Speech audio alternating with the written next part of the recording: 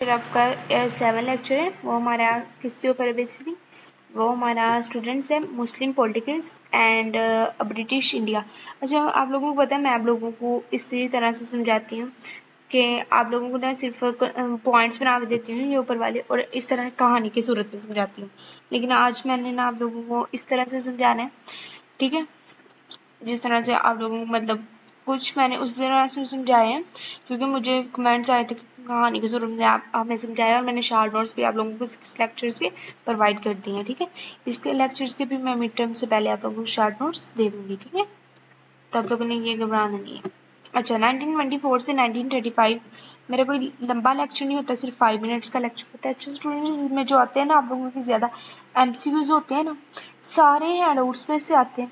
बाकी के जो एमसीक्यूज होते हैं थोड़े आपके कंसेप्चुअल आते हैं, लेकिन इसके सारे के सारे हैंडआउट से आते हैं, और क्वेश्चंस भी सारे के सारे हैंडआउट से आते हैं, ठीक है। तो इसमें आप लोगों को फुल मार्क्स भी ले सकते हैं, ठीक है।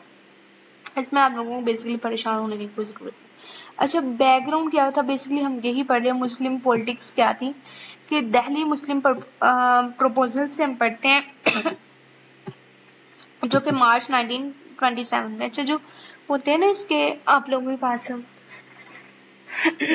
स्टूडेंट्स के सॉरी एमसीक्यूज, ये सारे जो होते हैं ना वो डेट्स वाले आते हैं, ठीक है। कुछ जो होते हैं ना कुछ सिर्फ वो बेसिकली दूसरे आते हैं, बाकी सारे डेट्स वाले आते हैं, ठीक है। तो ये डेट्स पे आप लोगों ने कुछ बच्चों देनी।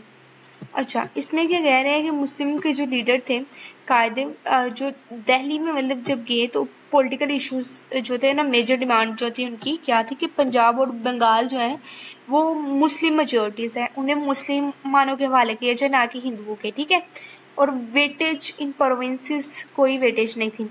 आगे फिर जो बॉम्बे था उसको सेपरेट करने के लिए फिर कॉन्स्टिट्यूशनल रिफॉर्म एनडब्ल्यूएफपी में फिर 1/3 सीट मिलनी चाहिए मुस्लिम को, मुसलमानों को, ठीक है। एक मिलनी चाहिए फिर उन कम्युनल इश्यूज के बारे में उन्होंने ये मतलब अपनी डिमांड्स रखी थी जब वो दिल्ली में गए थे, ठीक है। तो ये बेसिकली डिमांड्स हैं, और सेपरेट उनको यानी अपना मुल्क मिलना चाहिए, ठीक है। सेपरेट एक इलेक्शन मतलब उनके लिए रखाना चाहिए, ठीक है। ये बेसिकली उनकी डिमांड्स थी गाजी। अगर नेहरू की जो रिपोर्ट आई थी वो क्या थी बेसिकली, ये हम लोग डिस्कस कर लेते हैं कि अक्सर लॉन्ग क्वेश्चन आ सकते हैं या फिर शॉर्ट आ सकते हैं। जो मेन ऑब्जेक्टिव थे जो नेहरू ने इसके बदले में जो कहा था, 10 मेंबर कमेटी जो बिठाई मई 1928 को, उसमें क्या कहा था उन्हें कि नो सेपरेट इलेक्टोरेट, के मुसलमानों को कोई सेपरेट इलेक्टोरेट नहीं दिए जाएगी, और ना ही 1/3 सीट मुसलमानों के लिए मुंतखब की जाएंगी, ठीक है। No reservation of seat for Muslim, in Punjab और बंगाल में कोई रिजर्वेशन नहीं होगी, और Hindu majority provinces the Muslim be given seat according to population थी, मेजोरिटी थी जिन प्रोविंसेस में उन्हें भी बोला गया कि जो मुस्लिम है उनको पॉपुलेशन के हिसाब से सीट्स मिलेंगी, ठीक है। ये स्टूडेंट्स बेसिकली 14 पॉइंट्स थे। आगे हम लोग 14 पॉइंट्स ना आगे डिस्कस कर लेते हैं, ठीक है। ये नेहरू रिपोर्ट थी, उसके बाद जना 14 पॉइंट्स आए थे कि federal system with residuary powers with the provinces, provincial autonomy थी, सेपरेट इलेक्टोरेट फॉर मुस्लिम्स थे। ये आप लोगों को इजी रहेगा बस कि फेडरल सिस्टम उनके लिए बनाया जाए, यानी वफाकी सिस्टम बनाया जाए, ठीक है। फिर उसके बाद प्रोविनल लेवल पे ऑटोनॉमी बनाई जाए, फिर सेपरेट उनको एक इलेक्शन उनके लिए मुंतखब करवाए जाए, ठीक है। और माइनॉरिटीज़ को और मेजोरिटीज जो है जिन इलाकों में है उनको भी हिस्सा दिया जाए, ठीक है, इसमें से। और 1/3 जो है रिप्रेजेंटेशन ऑफ मुस्लिम की वो बननी चाहिए, 1/3 हिस्सा, ठीक है। और no change in the boundary of Punjab and Bengal की बाउंड्रीज में कोई चेंज नहीं होना चाहिए। अगर रिलीजियस फ्रीडम, यानी मुसलमानों को ये हक होना चाहिए कि वो अपने मजहब के मुताबिक जिंदगी गुजार सकें, ठीक है। आगे Sindh to made a separate province, आगे सिंध को सेपरेट प्रोविंस मुहैया की जानी चाहिए, ठीक है। आगे कॉन्स्टिट्यूशनल यानी रिफॉर्म्स जो है वो मिलनी चाहिए बलोचिस्तान एंड एनडब्ल्यूएफपी को, मुसलमानों को जॉब्स मिलनी चाहिए, ठीक है। फिर इस्लामिक कल्चर्स, उनकी एजुकेशनल लेवल और लॉ वगैरह का जो भी इस्लामिक लॉ है उनके मुताबिक ज़िंदगी गुजारे मुसलमान, ठीक है। तो ये बेसिकली जो है ना जिन्ना ने 14 पॉइंट्स रखे थे उनके सामने, ठीक है। उसके बदले में। आगे 7 कमीशन हुई थी जिसमें क्या किया गया, ब्रिटिश गवर्नमेंट ने सेंड किया commission to seek the opinion of Indians कि इंडियंस का क्या इसमें ओपिनियन है। और इंडिया ने 1927 में एक रिपोर्ट पब्लिश की जो कि 1930 में पब्लिश हुई थी। बेसिकली 1927 में अराइव की और 1930 में वो पब्लिश। इसमें क्या था कि फेडरल सिस्टम ऑफ गवर्नमेंट जो है वो स्ट्रॉन्ग सेंटर है। इसमें 2 हाउसेस थे, यानी 2 मतलब जो थे वहाँ थे। आगे abolition of directory system in provinces, आगे more powers to provincial governments, governor not to interfere in day to day affair. कहते हैं गवर्नर कोई भी जो है ना अफेयर्स में इंटरफेयर नहीं थे कर सकते, और कॉन्स्टिट्यूशन जो वो चेंज नहीं की जाए। आगे राउंड टेबल जो कॉन्फ्रेंस थी 1913, 1931 एंड 1932, उसके बारे में डिस्कस किया हुआ उन्होंने कि सेपरेट इलेक्टोरेट जो है वो माइनॉरिटी ऑफ इंडिया के लिए बनाई जाए। बेसिकली स्टूडेंट्स ये जो जितने भी पॉलिटिक्स हैं, आप लोगों को अगर कोई कहानी की सूरत में बताऊं, क्योंकि इस तरह से आप लोगों को भी नहीं सही समझ आएगी। अगर आप लोगों को कहानी की सूरत में बता दी जाए तो वो आप लोगों के लिए ज़्यादा ईजी रहती है, ठीक है। बेसिकली स्टूडेंट्स इसमें क्या कहा गया, उन्होंने क्या बोला हुआ है कि स्टूडेंट्स जो मुसलमान थे ना उनको उनके हक मतलब दिलाने की, तो 14 पॉइंट्स भी वही थे, ठीक है। लेकिन हिंदू जो थे वो इस तरह से नहीं था करना चाहते। बेसिकली वो चाहते थे कि बंगाल जो है ना वो उनके हवाले कर दिया जाए, ठीक है। बेसिकली उन्होंने ले भी लिया था।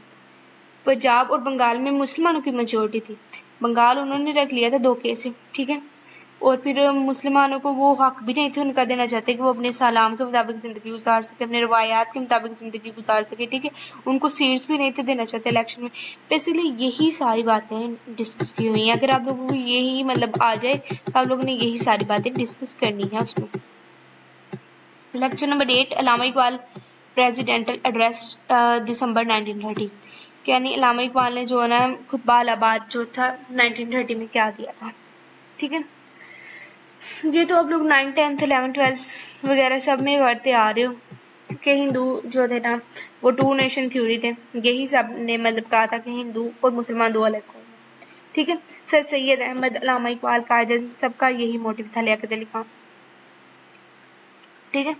1930 में फिर प्रॉपर वे में ना जो अल्लामा इकबाल हैं उन्होंने अपना खुतबा इलाहाबाद पेश किया 1930। ये बेसिकली अक्सर एमसीक्यूज में पूछे जाने वाला सवाल है, ठीक है। अच्छा, उसमें खुतबे में क्या किया था कि उन्होंने प्रेजेंट किया था political and social situation India की, कि इंडिया की सोशल सिचुएशन क्या, पॉलिटिकल यानी मुस्लिम और जो हमारे पास हिंदू थे वो अपना अपना मजहब के मुताबिक ज़िंदगी गुजारना चाहते थे। हिंदू चाहते थे कि उनका राज चले, मुसलमान चाहते थे कि उनका राज चले, ठीक है। तो इसमें अल्लामा इकबाल ने क्या कहा था कि अल्लामा इकबाल ने कहा था कि जो मतलब दोनों अलहदा कौम है तो हमें चाहिए कि उनको अलहदा कर दिया जाए, ठीक है। उनको एक सेपरेट मतलब में मुल्क में कन्वर्ट कर दिया जाए, यानी हिंदुओं को अपना मुल्क दे दिया जाए और मुसलमानों को बेसिकली यही जहाँ पे वो इस्लाम के मुताबिक ज़िंदगी गुजार सके, ठीक है। अपने अपने मजहब अपने अपने रवायात के मुताबिक ज़िंदगी गुजार सके, ठीक है। तो यही बेसिकली उन्होंने बोला था कि पंजाब, सिंध, सरहद, बलोचिस्तान वगैरह को अलग करके मुसलमानों के लिए एक अलग रियासत कायम की जाए, ठीक है। यही बेसिकली इसके पॉइंट्स थे। और इसकी इम्पोर्टेंस क्या थी, इसकी इम्पोर्टेंस ये थी कि इस पे मतलब मुसलमान जो थे वो बेदार हो गए थे। मुसलमान जो थे कि मतलब हाँ हमें जो है ना वो अपना मुल्क मिलना चाहिए। मिनॉरिटीज थी फिर मेजोरिटी बनती गई मुसलमान की, जो ये समझते थे कि हमें अपना मुल्क मिलना चाहिए। फिर क्या हुआ, फिर फर्दर प्रोसेस स्टार्ट हुई। लेटर लिखा गया जना को मई 1936 को और नवंबर 1937 को। फिर separate federation of Muslim provinces के लिए फेडरेशन की गई। फिर नॉर्थ जो वेस्टर्न इंडिया था और बंगाल था इसको self determination like other Nations in India and outside. कहते हैं इसको सेल्फ डिटर्मिनेशन, जैसे कि अगर ये अब इनको अपना राइट था कि अगर ये मुसलमानों की तरफ होना चाहिए तो मुसलमानों की तरफ, अगर ये हिंदुओं की तरफ होना चाहिए तो हिंदुओं की तरफ हो सकते हैं, ठीक है। इन difficult time Islam has save the Muslim, मुसलमानों ने कहता है इस्लाम को सेव किया, अपने कल्चर्स वगैरह को इम्पोर्टेंस दी, ठीक है। तो बिला आखिर जो था ना वो पाकिस्तान बन गया था, ठीक है। ये बेसिकली इसकी इम्पोर्टेंस है। आगे मैं आप लोगों को लेक्चर नंबर 9 एंड 10 करवाऊंगी, ठीक है, इसी तरह से बेसिकली काइंडली चैनल को सब्सक्राइब जरूर कर दिया करें फॉर नेक्स्ट सेमेस्टर।